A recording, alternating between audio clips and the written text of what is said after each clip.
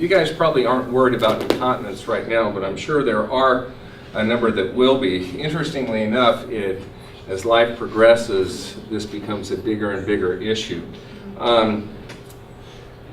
Staying true to form here, though, we were sitting in a restaurant back east, and I saw this on the wall, and I thought this is so appropriate that life is tough. Life is tougher if you're stupid. And it was totally random, and it reminded me of my dad. I had the opportunity of serving a mission in Japan for a couple of years, and Dad called up the night before the bypass exam that you're able to take to get through or get some significant college credit. And he calls up and he says, "So you have the bypass exam tomorrow?" I said, "Yeah." He said, "Almost a year's worth of credit, right?" And I said, "Yeah." I said, "Well, don't screw up." Thanks, Dad. I appreciate that. Which translates into, I think, something that Jacob said, "Oh, be wise, what more can I say?" And one of the things about healthcare is a lot of times forewarned is forearmed. And so consequently, as we go through this life here on earth, being aware of things that are coming towards us, a lot of times helps us to be ready for them and be able to deal with them, and more importantly, be able to continue to lead productive lives and not be hampered by them. One of the things I've noticed throughout my career is the amount of women that have come in suffering from significant incontinence problems that, frankly, their response was, "You mean there's something that can be done?" They just thought, well, this happened to my mom, it's happened to my aunts and sisters and whatnot, and I thought it was just part of growing old, when in actuality there's a number of things that we can do to help out. I want to go through a laundry list of gee whiz facts and then get into more of the meat of the lecture. 30% of women have some degree of incontinence during the last 12 months, and we don't need a show of hands, but that in fact is the case. 10% of women suffer from incontinence weekly. So just look around the room, we know that at least 1 out of 10 is having a problem. 5% are having problems daily. Urinary incontinence increases with age. One pelvic floor disorder in 24% of women. In other words, the vast majority of women have had children, and so consequently that or some of the things I mentioned in the earlier lecture come together and cause problems with incontinence. Now, at least weekly or monthly urinary loss occurs in 10% of those 20 to 39 years of age, 20% of those 40 to 59 years of age, and 25% from 60 to 79 years of age. 30% or 33% of those 80 years and older experience stress incontinence. This reminds me of those that may or may not be LDS. When we were back east, I home taught a gal that was in a rest home, and my son Eddie, who's my oldest son, when we went into this rest home, the stench of urine was definitely there, and you all know what I'm talking about. And anyway, as we had finished our visit and we were walking out, Eddie looks at me and says, "Daddy, he said, no matter how obstinate you and Mom ever become," he was all of 16 at the time, he said, "no matter how obstinate you and Mom ever come, I am never going to let you end up in a place like this." And I was touched by it, and I put my arm around him and I said, "Son, I want you to know too that no matter how obstinate you ever become, Mom and I will never put you in a place like this." Anyway, it is a significant problem, and it grounds a lot of people out of embarrassment, out of feeling uncomfortable, and not being able to get out of their home. Overweight and obese women are more likely to report urinary incontinence than women of normal weight. In older adults, only about 40% of women actually discuss incontinence with their physician. That's interesting because they're embarrassed. They don't bring it up. So we're proactive about it, and we ask you about it. We want to know about it because there are things that we can do to help. Okay, let's go through a quick anatomy lesson. Women's urinary tract, they have 2 kidneys, and these kidneys have tubes that carry urine from the kidney down to the bladder, which is right here. The bladder is where urine is stored, and then the urethra, which is right here, carries urine out of the bladder. I know that might be a little overly simplified, but nonetheless, that's generally what we need to understand. So, that's only half the story, the anatomical part of it. The neurological part of it is a little more complex. You have the parasympathetic system and the sympathetic system. Parasympathetic helps you to urinate. Sympathetic is sympathetic to the fact that you don't want to urinate right now. So consequently, parasympathetic will make the bladder contract and also makes this little muscle that's around the bottom of the bladder and the top of the urethra to relax, so you lose urine.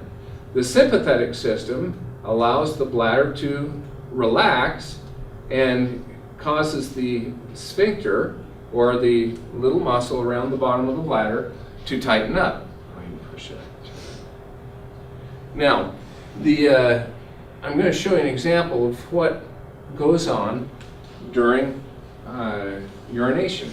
What happens is that the neurons release, and it tells the bladder that, hey, I need to go to the bathroom. So what happens is the bladder will contract down, there we go, will contract down, and the urethra will open up, right here. And that's the process of urination. Now, the neurology of this makes it a little more complex in that when the bladder expands during this process,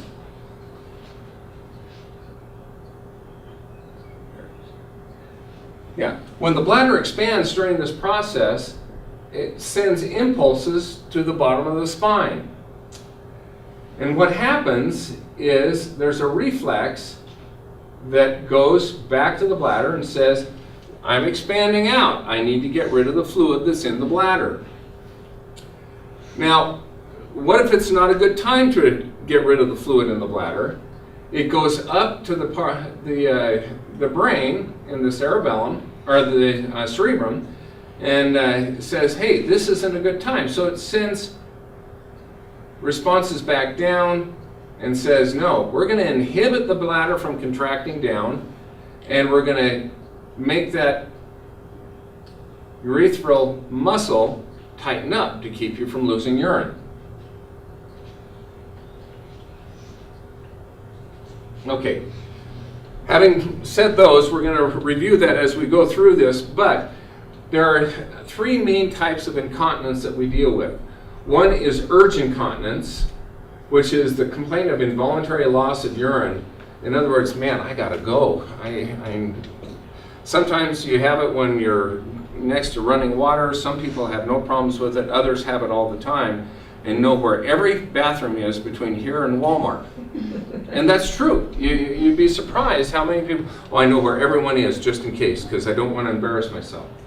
Then there's stress incontinence. It's the complaint of involuntary loss of urine when you cough, sneeze, or bouncing on the trampoline or whatnot. And then also there is a mixed incontinence. In other words, the urge incontinence and stress incontinence together. Now this is an example of urge incontinence, which, there we go. Urge incontinence, which comes in and it sends the reflex right back to the bladder saying, man, I gotta go. And it really never even gets significantly up to the cerebrum. And you really don't have any significant control over it. Let's go to the next one. Now, how do we take care of, the difference between the stress and the urge incontinence? They are significant because the treatments are different also. Leakage with exertion, cough, and sneeze, that goes on in stress incontinence. I go to lift up a big sack of potatoes. I go to jump on the trampoline. I lose urine. Urge incontinence, that's not the case. Leakage with sensation or urgency, stress incontinence, no. I was fine. And then my brother said a great joke, and all of a sudden I laughed and I lost urine. That type of thing goes on with, or you don't have any sensation of it, just the loss of urine. Urge incontinence, you go, man, I've got to talk in a few minutes, and boy, I need to go to the bathroom again. And then in the middle of the talk, I got to go to the bathroom again. Frequency in nocturia, or a big word for going to the bathroom at night, that goes on with urge incontinence. Large volume of urine lost, urge incontinence. In other words, you start going and you can't stop. It's not like little spurts when you cough or sneeze. Then leakage with running water. If you've ever walked along the river and you hear that running water and gosh, I gotta go use the restroom. Leakage with position, that's possible with stress incontinence, and it does show up in urge incontinence. Leakage being laying down, or when you're laying down, usually not with stress incontinence, but yes, with urge incontinence. And then history of childhood bedwetting, usually with urge incontinence, that goes on. Now, treatment for urge incontinence, there's biofeedback, pelvic floor exercises or Kegel exercises.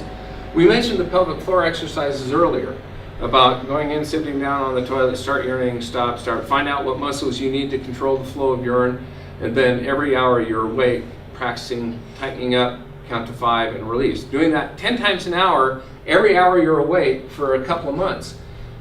50% of the time, that will significantly decrease the loss of urine.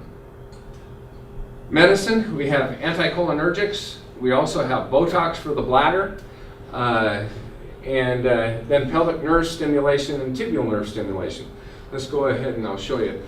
This is biofeedback for the bladder. And what they do, they put a probe up inside the vagina, and it teaches you how to contract that sphincter by increasing the pressure, and it shows increased pressure and pressure measurement, and you're able to visualize the activity. Now, by doing pelvic floor exercises, we're essentially doing the same thing without this, and the biofeedback's a lot cheaper if you just sit on the toilet and you can see whether you're losing urine or not. And that's a good way to focus in on that. Now, when you have urge incontinence, we can help with the anticholinergic medicines that help to relax the bladder. There's a laundry list here, and you can talk to us if you're in that situation, because we do use it. It reduces incontinence by about 60 to 75%, and 20 to 40% have no incontinent problems at all when we use these types of medications. Now, interestingly enough, a few years back, they developed something called pelvic nerve stimulation, which is virtually putting the probe up in the vagina, and it's like doing pelvic floor exercises on steroids. I mean, it really sends an impulse out and contracts those muscles down and tries to tone those up, and we have a significant amount of success with that. But really, using the pelvic floor exercise a lot of times will take care of most of that. Now, tibial nerve stimulation, a few years back also with this, the tibial nerve stimulation is something that has absolutely revolutionized the treatment of urge incontinence. Medicare has gotten on board with this because 70% of the time when you go through the series of tibial nerve stimulation, your urge incontinence will go away. In other words, you don't need medicines or anything else. What it is we have you sit down here, and it's like this is a little needle that goes into the tibial nerve, and it sends an impulse up, and it goes up into the nerves in the area of the pelvis, and it's like rebooting the computer essentially. And it resets it. We go through a series of 12 of these weekly, and then once a month for about a 2-year period of time, and that usually takes care of most of it. Now, stress incontinence, the complaint of involuntary leakage of urine, is an example here. This is a normal bladder here, and these are the ligaments of the bladder that usually get torn during the time or stretched during the time of delivery of a baby. And so you can see what happens if that's destroyed. It allows the bladder to fall down in here or further down in the pelvis, and when you cough or sneeze, it causes urine to fall out. Now, the treatment for stress incontinence usually is some type of sling procedure in which we use a mesh that goes around under the urethra, and it helps to support the bladder from when the pressure comes down. So you can see this, we put the mesh in here, normal bladder, the pressure comes down there, but it doesn't allow the bladder to fall down low enough so that you lose urine. Another type of incontinence that goes on is when the urethra is too wide. Now, the urethra is the tube that carries urine from the bladder out. And if the urethra gets dilated too far, if you remember physics, dilated too far, only a little bit of pressure to make fluid go through there. If you bulk up the urethra and make that hole a little bit smaller, it takes a heck of a lot more pressure to go through the urethra and to lose urine. Consequently, we do that as indicated, and that's a procedure we have to do over at the hospital. Now, mixed incontinence is where you've got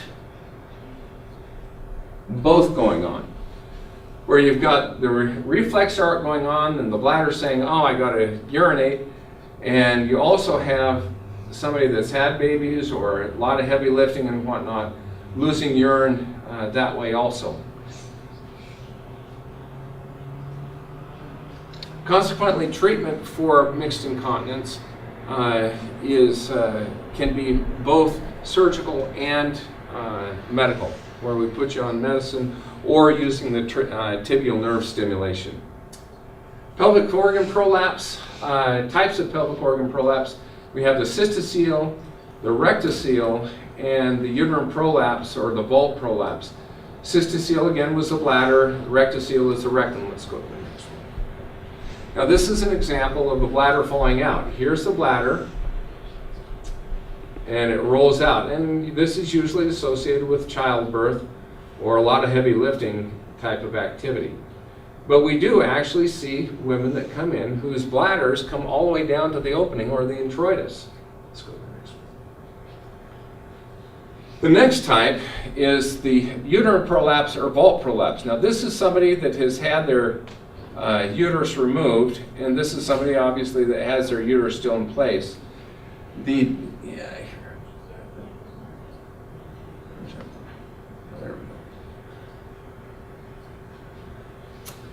What happens here with the uterus gone, you have the vault, or the top of the vagina, coming down and can conceivably come all the way out like this, which is not a good situation. The same thing here, the uterus coming all the way down and out of the pelvis. Rectocele, this is the example here in which the rectum will start bolusing out. Usually, not always, but usually these are associated with having a baby posterior or sunny side up, and it destroys the what we call the rectovaginal septum, or the strong tissue that's in the wall of the vagina and the rectum, keeping that separate. Usually women with this will say, we ask the question, do you ever have to put your fingers in your vagina to help you have a bowel movement or have to support it? And it's not uncommon that they say they do. One of the problems with that, though, is that if you have this uterus coming all the way down, it can end up splinting against the back wall of the vagina, and women don't even know they have the problem until we take care of the problem. What they perceive, and what many times we've perceived, is, oh, the uterus is falling out. So we get the uterus out of the way, and then they end up with this problem after surgery. And so we always are very careful about that, and we talk to you about possibly fixing that at the time of surgery. Okay, different approaches to this for treatment.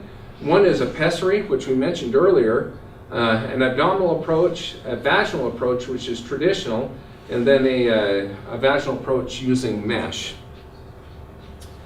First of all, a pessary would be used in somebody that is not a good surgical candidate a lot of times. The 85-year-old woman that is in poor health, that we really don't want to take to the operating room for a major procedure.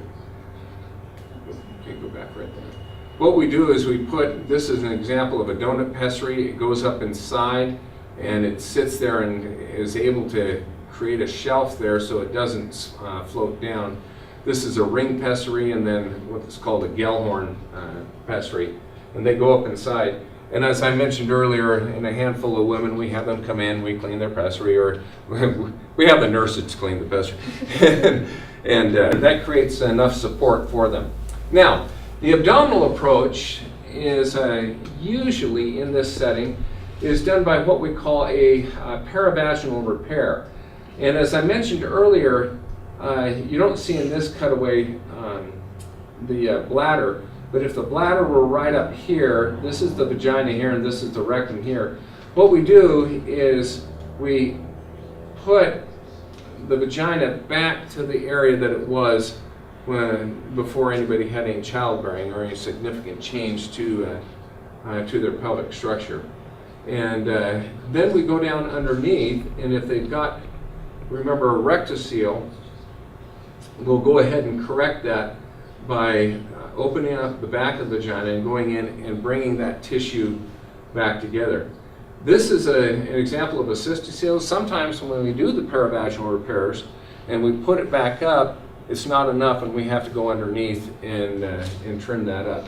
Sometimes we'll use mesh in that setting, and sometimes we don't, depending on what type of tissue and how strong the tissue is.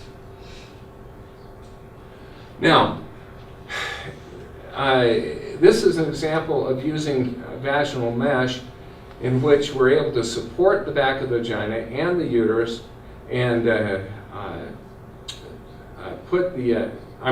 support, in this one, support the front of the vagina, and this one support the back of the vagina and help support the whole pelvic structure. The using mesh, I've got a disclaimer here also from what we mentioned earlier. We use mesh in a case-by-case situation. We don't use mesh all the time. And right now I think the state of the art is about 20 to 25% we use mesh, and a lot of times it's on a redo because of what's happened with the medical legal climate with mesh. So, incontinence, involuntary loss of urine. We talked about urge incontinence, stress incontinence, and mixed incontinence. Types of pelvic organ prolapse.